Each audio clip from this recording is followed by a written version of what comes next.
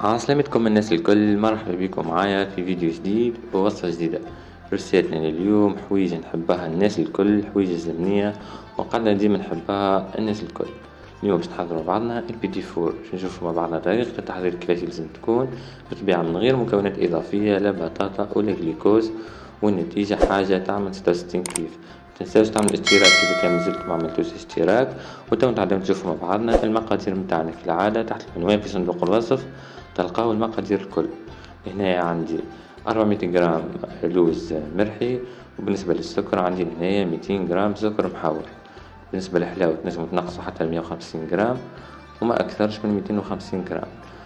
وبالنسبة للبيض عندي لهنا 3 بيضات كما راكم قاعدين تشوفوا. لهنا راه نجم نستعملهم هما كيما نجم نزيد عليهم. وعنا روح اللوز كسوا الحلوة إلى المر راه ما يفرقش برشا، المفيد تستعملوا نكهة اللوز. هو مكون إضافي اللي نجم نستغناو عليه، الحقيقة إني نحبه في الحلو اللي هو ماء الورد. وبطبيعة الحال بالنسبة للتشكيل متاع البيتي فور باش نحتاجو البوشادوي والدوي متاع البيتي فور، ويا حبة هذايا تكون حاجة متينة. وبالنسبة للجلوكوز كيف راهو مكون إضافي، أنا راني مش باش نستعملو، لكن اللي يحب يستعملو يزيد منه مغرفة كبيرة ممتلئة على حسب الكمية اللي باش نستعملها يعني. دونك نبداو في طريقة التحضير. أول حاجة هنايا نبداو هي التغربيل متاع اللوز متاعنا. اللوز متاعي هنايا راني شريتو مرحي حاضر باش نغربلو باش نتأكد انه مفماش كعبات مش مرحيين ولا حاجة. وانتوما في ذوق ما باش ترحيوه نتوما معناتها تحاولوا تضيفوا من الكمية متاع السكر المحور مغرفتين للوز، وترحيوه بالسكر المحور باش ما يزيتلكمش. حسيلو راهو ماهوش صعيب بالكل طريقة التحضير. تشبه برشا طريقة تحضير الكيزاتا اللي سبق وحضرتها جوست في الفيديو اللي قبل هدايا. تنخليكم الرابط كان تفرجتوا فيه ديجا تسهل عليكم العملية برشا. دونك غربلة اللوز نفس الحكاية مع السكر المحور.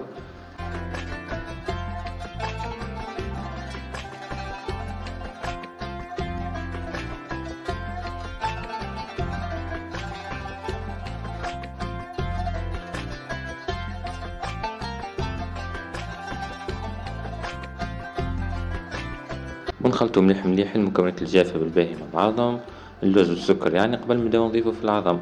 دونك بالنسبة للبيض لهنايا باش نبداو نضيفو فيه تدريجيا بالطبيعة على حسب الكمية اللي عندكم.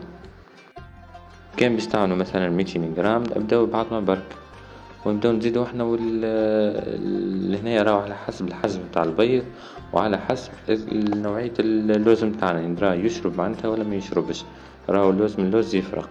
دونك لهنايا زدت لهم بالطبيعة كمية العظم هذيك، زدت لها روح الورد روح اللوز وشوية من ماء ورد. والخدمة لهنا باش تكون بسباتيول، نبدا نخلطو بشوية بشوية كما تشوفوا عملت هكاك الفراغ في الوسط، ونبداو نلمو في الخليط متاعنا بشوية بشوية بالعظم.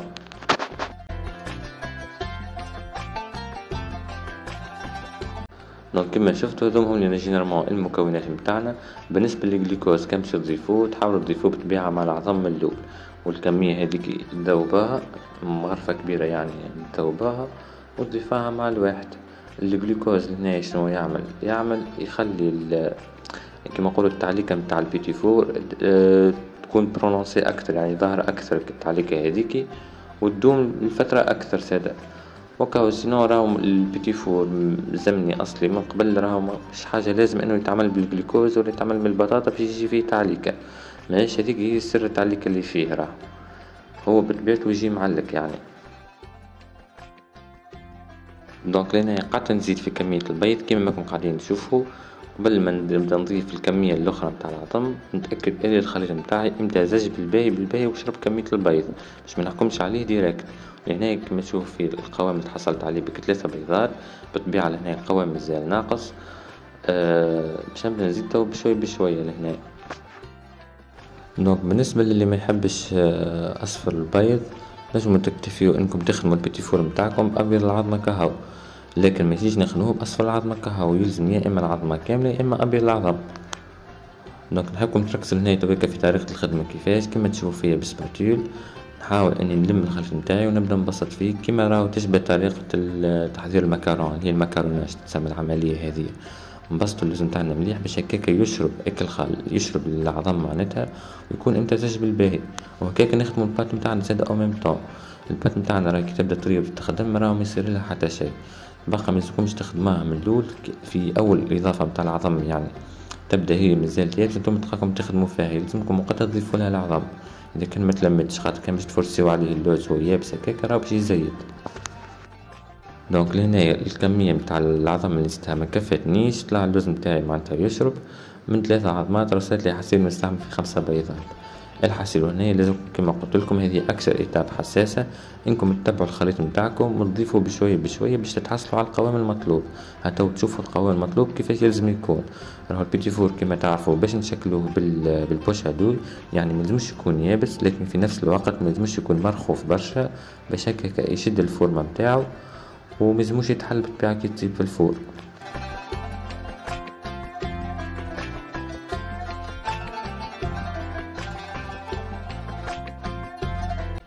دونك لهنا الخليط نتاعي بدا يترخف شويه كما راكم قاعدين تشوفوا. كمل ضفت كميه البيض نتاعي اللي مازالت وكهو، ونورمالمون هذه هو القوام المناسب.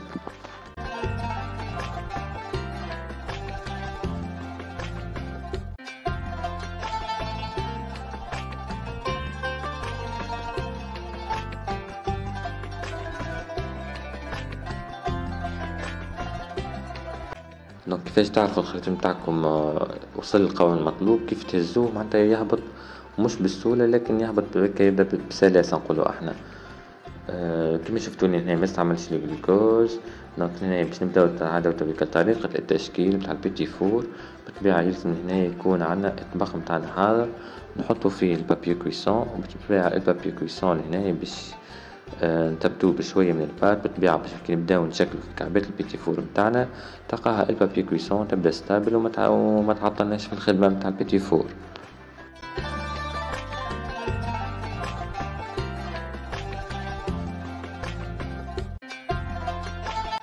دونك هذايا بالنسبة للطبق. وتويكا بالنسبة للبوش، يا حبذا تكون عندكم بوش بروفيسيونيل، المفيد تكون متينة باش تساعدكم بالباهي في الخدمة وتسهل عليكم. البوش سيليكون تنجم تقضي شهرة لكن الحقيقة ما ننصحكمش بها. دونك ناخذ هنا كمية من الخليط، نحاولوا ما ناخذوش كمية كبيرة بالطبيعة، نحطوا كمية قليلة في البوش باش نجموا نتحكموا فيها، واللي يكون التشكيل نتاع البيتي فور سهل مش صعيب. كان نحطوا الكمية كبيرة راهو سيرتو كان مش مستانسين بالبوش ينجم تحسوا معناتها التحكم فيه صعيب، وبعد لك يوليو كعبات البيتي فور اللي تشكلوهم ما يجوش مرطوبين. دونك لهنا نحاول نحط الخليط نتاعي بالباهي في وسط البوش ونشدو بالطريقة هذيك كما راكم قاعدين تشوفوا، ونبداو نشكل في كعبة البيتي فور نتاعنا. بالطبيعة هنا لازمنا بين الكعبة والكعبة نخليو شوية اسباس، خاطر راهو بطبيعته البيتي فور في الفور يتحل شوية، راهو ما يتحلش برشا، يلزم يحافظ على الشكل نتاعو، لكن بالطبيعة ما فيش خميرة ولا شيء، اما راهو باش يتحل شوية يعني كما بقية انواع الحلول الكل.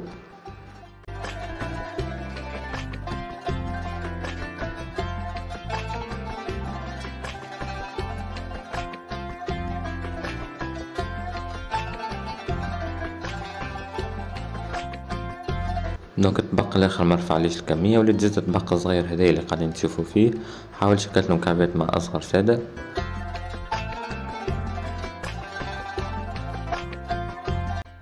دونك هذوما كعبات البيتي فور نتاعنا توكا بعد ما كملنا شكلناهم، يلزمنا قبل ما ندخلوهم نطيبوهم في الفور نخليهم يرتاحوا على قليلا نصير ساعه.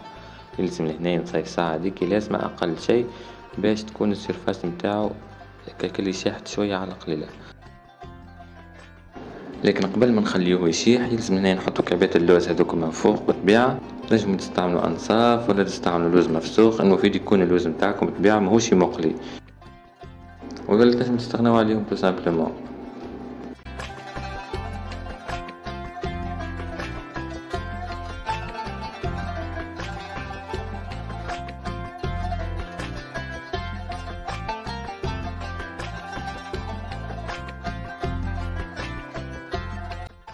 دونك هذوما الكعبات البيتي فور نتاعي تويكا بعد ما تعدى عليهم نصيف ساعة حاضرين باش يدخلوا للفور اللي يكون سخون على قليلة 10 دقائق من قبل على 150 درجة. خليوه يطيب لمدة 20 دقيقة وبعد لك 10 دقائق من فوق. المفيد لازم يكون احمر كيما بالكم قاعدين تشوفوا فيه. البيتي فور راهو يلزم يحمر لكن ميلزموش يحمر برشا، كان تخلوه يطيب برشا راه باش يجيكم يابس. وكما تشوفوا فيه لازم يكون حافظ على الشكل نتاعو هذيك هي علامة نجاح البيتي فور. بالطبيعة لهنايا البيتي فور باش تخرجوه باش تلقاوه طري، والتعليقة تحكم عليها راهو كيف يبرد البيتي فور مش كيف يبدا سخون. كما راكم قاعدين تشوفوا لهنايا في القوام تاعو كيفاش يجي من داخل راهو طري، ومن برا القشرة الفوقانية تجي كروستيونت شوية.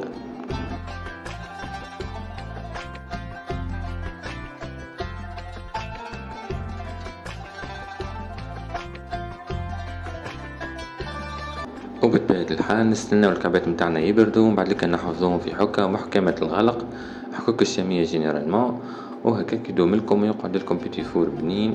وهذه النتيجة النهائية متاع كعبة البيتي فور متاعنا. ان شاء الله يكونوا نالوا اعجابكم. كالعادة عندكم اي اقتراح اي تساؤل تخليولي في التعليقات اللوطة ونجاوبكم الناس الكل. ما تنساوش تفاعلوا مع الفيديو، تخليولي جيم كان عجبكم الفيديو، وعلاش لا ترجعوا لي بالروتور متاعكم كان جربتوا الريسيت ونجحتوا فيها. وهكا نكون وصلنا لاخر الفيديو متاعنا لليوم. ما تنساوش تعملوا اشتراك اذا كان مازلتم ما عملتوش اشتراك.